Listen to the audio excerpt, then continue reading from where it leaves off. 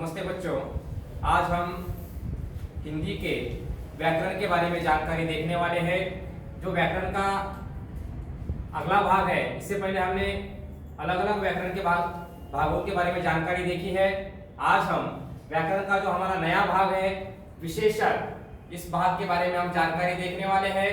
विशेषण के कुछ प्रकार भी हैं। हर एक प्रकार की व्याख्या देखकर उसकी जो कुछ भी उदाहरण हैं उनका उपयोग हम कैसा करना है, हमें इस सभी की जानकारी हम इस तासिका में देखने वाले हैं। तो बच्चों, सबसे पहले हम देखेंगे विशेषण किसे कहते हैं और विशेषण के कुछ उदाहरण भी है, वह भी हमें देखना है। सबसे पहले हम देखेंगे विशेषण किसे कहते हैं। तो चलो देखो, विशेषण जो शब्द संज्ञा या सर्वनाम की, जो शब्द संज्ञा या सर्वनाम की विशेषता बताता है उसे विशेषण कहते हैं। विशेषण की सबसे पहले व्याख्या देखो। जो शब्द संज्ञा या सर्वनाम की, एक आध वाक्य आपको आएगा, उस वाक्य में संज्ञा होगी या सर्वनाम होगी। संज्ञा या सर्वनाम दोनों में से कोई भी या दोनों भी हो सकता है। जो शब्द वाक्य में एक ऐसा शब्द आएगा जो संज्ञा या सर्वनाम की विशेषता बताता है उसे विशेषण कहते हैं। वाक्य में एक ऐसा शब्द आएगा जो शब्द संज्ञा हो या सर्वनाम हो, वो किस तरह से विशेष है ऐसा बताने वाला एक शब्द वाक्य में आता है, उसी शब्द को क्या कहा जाता है? विशेषण कहा जाता है। तो चलो एक उदाहरण, नमूना तौर पर हम एक उदाहरण देखेंगे। उस उदाहरण के माध्यम से किस तरह से हमें विशेषण के बारे में जानकारी बताई है। तो चलो पहला उदाहरण है, पुस्तक में सुंदर चित्र है। पुस्तक में सुंदर चित्र है, ऐसा एक उदाहरण है। तो हमें बताना है इस वाक्य में विशेषण कौन सा है। तो बच्चों इतना याद रखो, पहले हमने व्याख्या में देखा था जो शब्द संज्ञा या सर्वनाम की विशेषता बताता है। सबसे पहले आपको देखना होगा इस वाक्य में संज्ञा ही है क्या? हाँ, इस वाक्य में संज्ञा तो है। कौन कौन सी संज्ञा है? तो देखो, पुस्तक यह भी एक संज्ञा है, चित्र यह भी एक संज्ञा है। तो इस वाक्य में दो संज्ञाएं आई है। तो इस वाक्य में अब संज्ञा के बाद में सर्वनाम, अब हमें देखना है इस वाक्य में सर्वनाम आया है क्या? तो चलो देखते हैं सर्वनाम। इस वाक्य में सर्वनाम तो नहीं है, संज्ञा है। हमें उन्होंने बताया है जो शब्द संज्ञा या सर्वनाम की विशेषता बताता है, तो इस वाक्य में दो संज्ञाएं हैं। ठीक है, इस संज्ञा की विशेषता बताने वाला एक शब्द वाक्य में आया है। इस संज्ञा की विशेषता बताने वाला एक शब्द वाक्य में आया है, उसी शब्द को क्या कहा जाता है? विशेषण कहा जाता है। फिर वह शब्द कौन सा है? तो वह शब्द है सुंदर।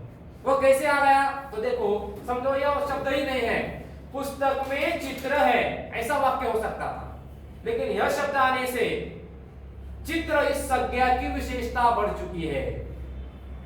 पुस्तक में कैसा चित्र है? पुस्तक में सुंदर चित्र है।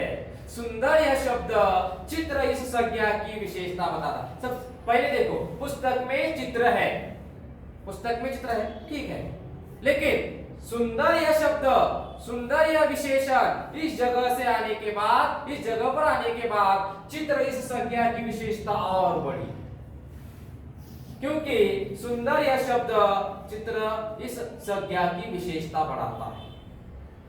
अगर आपको किसी ने कहा पुस्तक में चित्र है, आप कहेंगे ठीक है। अगर किसी ने कहा बच्चों पुस्तक में एक सुंदर चित्र है, तो आप तुरंत निकाल कर देखते हैं, दिखते हैं कि नहीं? वैसा ही यहाँ पर चित्र तो है, लेकिन कैसा है? सुंदर चित्र है। इसीलिए सुंदर यह शब्द चित्र इस संज्ञा की विशेषता बढ़ाता है, इसीलिए उसी को क्या कहा जाता है? विशेषण कहा जाता है। ठीक है, अब उसके बाद में हमें विशेषण के कुछ उदाहरण भी हमें देखना है। कुल मिलाकर विशेषण के 4 प्रकार होते हैं। विशेषण के 4 प्रकार होते हैं। पहला जो प्रकार है वह है गुणवाचक विशेषण, दूसरा जो प्रकार है संख्यावाचक विशेषण, तीसरा प्रकार है परिमाणवाचक, विशेषण, परिणाम नहीं, परिमाणवाचक विशेषण। और चौथा जो विशेषण है सार्वनामिक विशेषण। हमें इन चारों प्रकारों की जानकारी देखना है, हर एक की व्याख्या, हर एक के उदाहरण हम एक एक करते हुए देखेंगे। पहला गुणवाचक, दूसरा संख्यावाचक, तीसरा परिमाणवाचक और जो चौथा है वो है सार्वनामिक विशेषण। इन चार विशेषणों की हमें एक एक करते हुए जानकारी देखना है। सबसे पहले हम देखेंगे, देखो विशेषण के प्रकार। इन विशेषणों में पहला जो प्रकार है वह कौन सा प्रकार है? गुणवाचक विशेषण। इसके नाम में इसका अर्थ है गुण वाचक विशेषण, गुणवाचक विशेषण। पहले हम इसकी व्याख्या देखेंगे, व्याख्या के बाद में इसके हम कुछ उदाहरण देखेंगे। तो देखो गुणवाचक विशेषण की व्याख्या, जिस विशेषण से, ठीक से देखो, जिस विशेषण से संज्ञा या सर्वनाम के गुणों का बोध होता है उसे गुणवाचक विशेषण कहते हैं। ध्यान से आपको देखना होगा, क्या कहा है? वाक्य में एक ऐसा विशेषण आएगा जो संज्ञा या सर्वनाम के गुणों का हमें बोध कराता है। जिस विशेषण से संज्ञा या सर्वनाम के गुणों का बोध होता है उसे गुणवाचक विशेषण कहते हैं। वाक्य में एक ऐसा विशेषण आएगा जो संज्ञा या सर्वनाम के कौन से गुण हैं ऐसा बताएगा, बताने वाला जो शब्द वाक्य में आता है उसी शब्द को क्या कहा जाता है? गुणवाचक विशेषण। संज्ञा या सर्वनाम के गुण कौन से हैं, गुणों का हमें बोध कराता है, यह संज्ञा और सर्वनाम में यह गुण है ऐसा बताने वाला एक शब्द वाक्य में आता है, उसी शब्द को क्या कहा जाता है? गुणवाचक विशेषण कहा जाता है। तो चलो सबसे पहले इसके हम कुछ उदाहरण देखेंगे। पहला उदाहरण है, देखो, उल्लू बुद्धिमान पक्षी है। उल्लू यानी क्या? मराठी में हम उसको घुबड़ कहते हैं। उल्लू बुद्धिमान पक्षी है। सबसे पहले इस वाक्य में संज्ञा या सर्वनाम कौन से है वो आपको ढूंढना है। इस वाक्य में संज्ञा कौन सी है? हाँ, उल्लू और पक्षी, ये दोनों क्या है? संज्ञा है। उन्होंने क्या कहा है? संज्ञा या सर्वनाम के गुणों का बोध कराने वाला शब्द वाक्य में आता है। संज्ञा है, इसके गुणों का बोध कराने वाला एक शब्द वाक्य में है, वो कौन सा है? बुद्धिमान। उल्लू पक्षी है। उल्लू कैसा पक्षी है? बुद्धिमान पक्षी है। यानी बुद्धिमान होना यह उल्लू का क्या है? गुण है। उल्लू के अंदर एक गुण है, वो कौन सा है? बुद्धिमान होना। उल्लू पक्षी तो है, लेकिन कैसा पक्षी है वह? बुद्धिमान पक्षी है। बुद्धिमान होना उस उल्लू का एक गुण है। इसीलिए इस वाक्य में बुद्धिमान यह गुणवाचक विशेषण कहलाता है। बुद्धिमान यह शब्द गुणवाचक विशेषण कहलाता है क्योंकि यह शब्द उल्लू इस संज्ञा की विशेषता बढ़ाता है। उल्लू इस संज्ञा की विशेष, उल्लू एक पक्षी है, लेकिन कैसा पक्षी है? बुद्धिमान पक्षी है। इसीलिए बुद्धिमान यह गुणवाचक विशेषण इसको कहा जाता है। अब देखो दूसरा उदाहरण देखो, चींटी मेहनती होती है। चींटी यानी क्या? मतलब उसको मूंगी कहते हैं। चींटी मेहनती होती है। मेहनती होना यानी काम करना। चींटी मेहनती होती है। देखो चींटी के अंदर एक गुण है। इस वाक्य में संज्ञा कौन सी है? चींटी। चींटी मेहनती होती है। चींटी के अंदर एक गुण है। कौन सा गुण है चींटी के अंदर? मेहनत करना उसका एक गुण है। इसलिए मेहनती यह एक क्या है? गुणवाचक विशेषण इसको कहा जाता है। इसीलिए चींटी मेहनती होती है, इसीलिए इस वाक्य में मेहनती होना यह एक चींटी का क्या है? गुण है। इसलिए उसको गुणवाचक विशेषण कहा जाता है। इसको मेहनती, इस शब्द को गुणवाचक विशेषण कहा जाता है। मैं आशा करता हूं आपको ये दोनों भी उदाहरण समझ में आ गए होंगे। अब विशेषण का जो अगला प्रकार है, दूसरा प्रकार, उस प्रकार के बारे में हम जानकारी देखेंगे। वह दूसरा जो प्रकार है वह है संख्यावाचक विशेषण। दूसरा प्रकार का नाम क्या है? संख्यावाचक विशेषण। यह बहुत ही आसान है यह भी प्रकार। इसके नाम में ही संख्यावाचक, वाक्य में जो कोई भी संख्या आती है वही संख्यावाचक विशेषण होता है। संख्यावाचक विशेषण, सबसे पहले हम इसकी व्याख्या देखेंगे। जिस विशेषण से संज्ञा या सर्वनाम की, देखो वाक्य में एक विशेषण आएगा, जिस विशेषण से संज्ञा या सर्वनाम की संख्या का बोध होता है उसे संख्यावाचक विशेषण कहा जाता है। बहुत ही आसान है।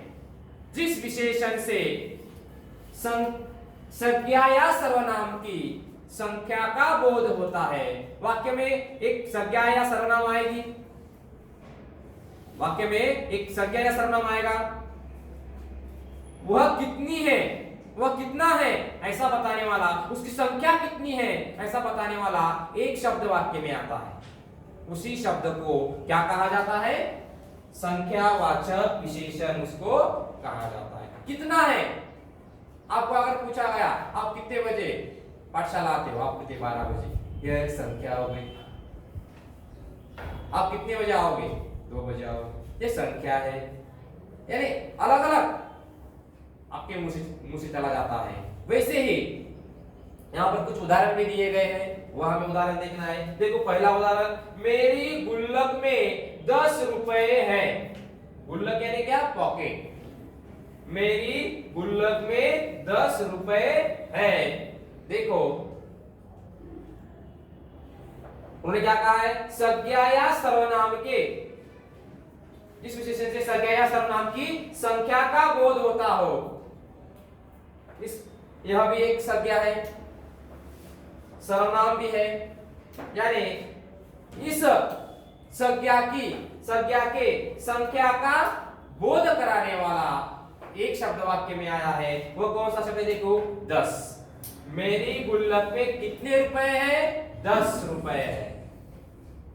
कितने रुपए है? 10। 10 यह शब्द एक संख्या का बोध हमें कराता है। मेरी गुल्लक में रुपए है, कितने रुपए है? 10। 10 यह संख्या का 10 यह शब्द संख्या का हमें बोध कराता है, इसीलिए वह संख्यावाचक विशेषण कहलाता है। इसलिए वह संख्यावाचक विशेषण कहलाता है। अब अगला उदाहरण देखो। अगला उदाहरण देखो, मैं 5 बजे स्कूल से लौटूंगा। देखो मैं 5 बजे स्कूल से लौटूंगा। इस वाक्य में सर्वनाम कौन सा है? मैं 5 बजे स्कूल से लौटूंगा। कितने बजे? 5। 5 यह शब्द एक संख्या का हमें बोध कराता है। संज्ञा या सर्वनाम के संख्या का बोध हमें कराता है, इसलिए 5 यह शब्द संख्यावाचक विशेषण यहाँ पर कहलाता है। मैं 5 बजे स्कूल से लौटूंगा। कितने बजे स्कूल से लौटूंगा? 5। इस वाक्य में मैं यह सर्वनाम है और 5 यह एक संख्यावाचक विशेषण यहाँ पर कहलाता है। तो बच्चों इस प्रकारों में पहला प्रकार है गुणवाचक विशेषण, दूसरा प्रकार है संख्यावाचक विशेषण। इन दो प्रकारों के और उनके उदाहरणों के बारे में हमने जानकारी देखी है। अब इसके बाद में अब जो तीसरा प्रकार है वह भी अब हमें देखना है। तो चलो अब तीसरे प्रकार के बारे में हम जानकारी देखेंगे। ठीक है, तो बच्चों हमने दो प्रकार अभी देखे हैं। पहला प्रकार हमने देखा है गुणवाचक विशेषण, दूसरा प्रकार हमने देखा है संख्यावाचक विशेषण। अब हमें तीसरा जो प्रकार है वो हमें देखना है। तीसरा प्रकार है परिमाणवाचक विशेषण। परिणाम नहीं, परिमाण। परिमाण यानी क्या? मात्रा या माप। जैसे हम दुकान में जाते हैं और आधा किलो शक्कर दे दो, आधा किलो, यह एक परिमाण हो गया। हम दूध वाले के पास जाते हैं, हम एक वस्तु परिमाण में उस वस्तु को हम मांगते हैं, उसी को ही परिमाण कहा जाता है। परिमाणवाचक विशेषण परिमाण यानी क्या? देखो, जिस विशेषण से संज्ञा के मात्रा या माप का बोध होता है उसे परिमाणवाचक विशेषण कहते हैं। एकाध संज्ञा या सर्वनाम के मात्रा कितनी है या उसका माप कितना है ऐसा बताने वाला जो शब्द वाक्य में आता है, एकाध संज्ञा या एकाध सर्वनाम कितना है, कम है, ज्यादा है, कितना है, उसका मात्रा या उसका माप बताने वाला जो शब्द वाक्य में आता है उसी शब्द को क्या कहा जाता है? परिमाणवाचक विशेषण उसी को कहा जाता है। यानी संज्ञा के मात्रा या माप को ही क्या कहा जाता है?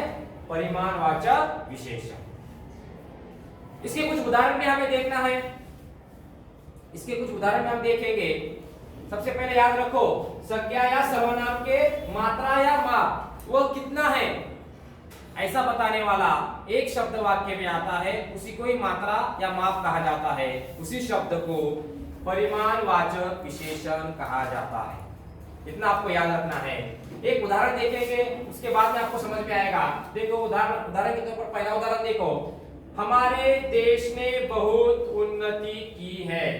उन्नति करना यानी प्रगति करना। हमारा जो देश है, हमारे देश ने बहुत उन्नति की है। अगर ऐसा वाक्य होता, हमारे देश ने उन्नति की है, लेकिन इस वाक्य में देखो, देश यह क्या है? संज्ञा है। देश यह क्या है? संज्ञा है। इसका मात्रा या माप बताने वाला, हमारे देश ने उन्नति की है। कितनी उन्नति की है? बहुत। देश ने कितने प्रमाण में, वो एक माप है, बहुत। बहुत यह क्या है? मात्रा या माप, यानी उसको एक परिमाण कहा जाता है। हम बता नहीं सकते कितनी की है, लेकिन यह एक परिमाण है। यानी देश इस संज्ञा का परिमाण बताने वाला यह एक शब्द है। यानी हमारे देश ने बहुत उन्नति की है। यानी बहुत यह शब्द हमें क्या? एक परिमाण इसको कहा जाता है। देश ने तो उन्नति की है, कितनी की है पता नहीं, बहुत। बहुत यह शब्द एक क्या है? परिमाण है, मात्रा या माप उसको हम कहते हैं, इसीलिए उसको परिमाणवाचक विशेषण इस शब्द को कहा जाता है। थोड़ी, बहुत, कम, ज्यादा, यह शब्द क्या है? परिमाणवाचक विशेषण है। उसमें से बहुत यह भी एक शब्द है। अब देखो दूसरा उदाहरण कौन सा है? इस साल कम बारिश हुई। इस साल कम बारिश हुई। इस साल तो बारिश हुई है, लेकिन कितनी हुई है? कम। यह एक सर्वनाम है। जिस विशेषण से संज्ञा या सर्वनाम के मात्रा या माप का हमें बोध होता हो। इस साल तो बारिश हुई है, लेकिन कितनी? कम। कम यह शब्द एक परिमाण है, एक परिमाण बताता है। हुई है बारिश, थोड़ी, कम, ज्यादा, लेकिन कम यह शब्द हमें क्या? इस साल कितनी बारिश हुई इसका एक परिमाण हमें बताता है, माप हमें वो बताता है। यानी कम यह शब्द परिमाणवाचक विशेषण यहाँ पर कहलाता है। ठीक है। अब देखो, ये दो उदाहरण हो गए। अब जो चौथा और आखिरी जो प्रकार है विशेषण का, उस प्रकार का नाम है, वह है सार्वनामिक विशेषण। कौन सा प्रकार है? सार्वनामिक विशेषण। उसके नाम में इसका अर्थ छिपा हुआ है। सर्वनाम, सार्वनामी है क्या? नहीं, सर्वनाम यानी सार्वनामी। सबसे पहले आप इसकी व्याख्या देखेंगे। ठीक है, तो देखो व्याख्या में उन्होंने क्या कहा है? जो सर्वनाम किसी संज्ञा के पहले आकर, देखो वाक्य में एक सर्वनाम आएगा जो संज्ञा के पहले आकर संज्ञा की विशेषता बताता है। वाक्य में एक सर्वनाम आएगा जो संज्ञा के पहले आएगा। वाक्य में एक सर्वनाम तो आएगा, वह संज्ञा के पहले आएगा और संज्ञा कितनी विशेष है वह बताएगा। देखो, जो सर्वनाम संज्ञा के तो पहले आएगा और संज्ञा की विशेषता बताएगा। वाक्य में एक संज्ञा होगी, उस संज्ञा के पहले वो सर्वनाम आएगा और बताएगा वो सर्वनाम संज्ञा कितनी विशेष है। उसी शब्द को क्या कहा जाता है? सार्वनामिक विशेषण। उसी शब्द को कहा जाता है। बहुत ही आसान है। एक उदाहरण देखो, आपको समझ में आएगा। यह देश हमारा है। इस वाक्य में सबसे पहले संज्ञा कौन सी है ढूंढो। कौन सी है? देश। जो एक संज्ञा है। उन्होंने वाक्य में कहा है जो सर्वनाम संज्ञा के पहले आएगा, यह संज्ञा है, तो संज्ञा के पहले एक सर्वनाम आया है। कौन सा है? यह, मैं, यह, वह, वे, ये सब सर्वनाम है। हमारे, तुम्हारे।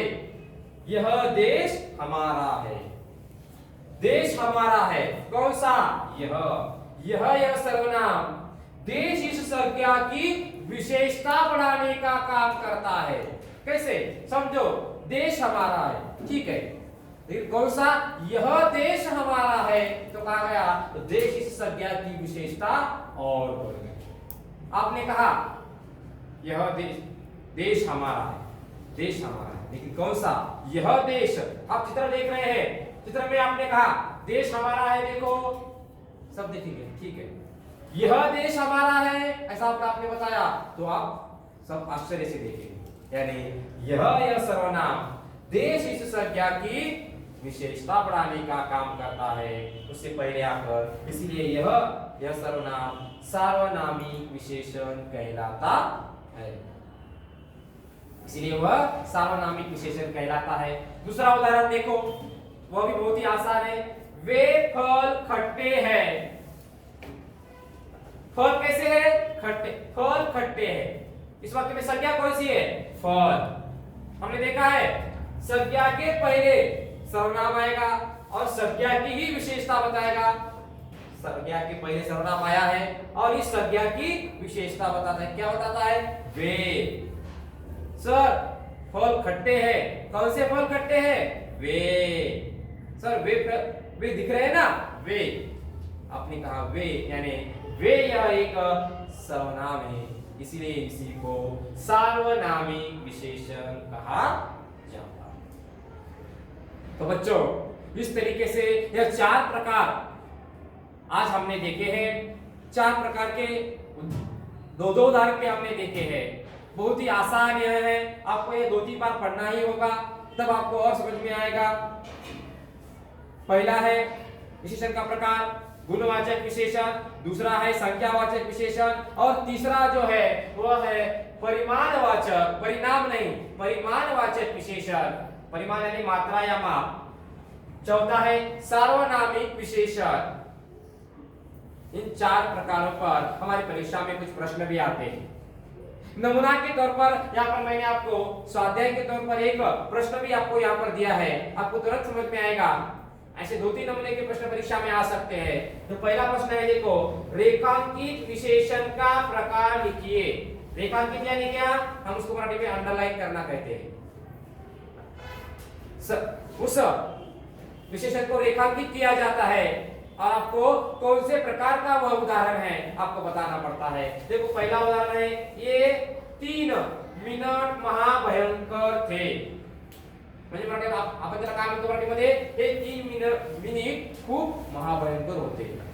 समजा एखाद्या अपघातातले असतील कुठले, लेकिन यहाँ पर ये 3 मिनट महाभयंकर थे, उन्होंने यहाँ पर 3 इस शब्द को रेखांकित किया है।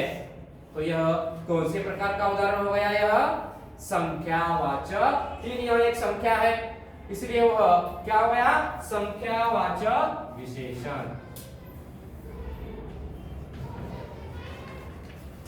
संख्यावाचक विशेषण आप लिख सकते हैं। और दूसरा उदाहरण देखो, यह मौसेरा भाई है। यह क्या है? मौसेरा भाई है। ये तो मतलब मावस भाऊ है मराठी मध्ये। मौसेरा भाई है, यहाँ पर यह को रेखांकित किया है। हमने अभी देखा है सार्वनामिक विशेषण में यह, वह, वे, मैं, हम, तुम, ये सब क्या है? सर्वनाम है, इसलिए यह एक सार्वनामिक विशेषण कहलाता है। सार्वनामिक विशेषण। और एक उदाहरण देखो, जनवरी सर्द महीना है। मराठी में इसको क्या कहते हैं? जानेवारी खूप थंडीचा महीना है। सर्द यानी ठंड, सर्द को रेखांकित किया गया है। यानी जनवरी महीना है। कौन सा महीना है? शरद, यानी वह जनवरी इस महीने की विशेषता बताता है, इसलिए इसको, यह कौन से प्रकार का वाक्य है? फिर कौन बताएगा मुझे? जनवरी इस महीने का यह क्या है? गुण बताता, शरद का महीना है ऐसा यह बताता है, इसलिए जनवरी महीने के यह गुण बता रहा है। जनवरी का महीना है, कैसा है? शरद है। शरद होना यह इस जनवरी इस महीने का क्या है? गुण, इसलिए यह गुणवाचक विशेषण कहलाता है।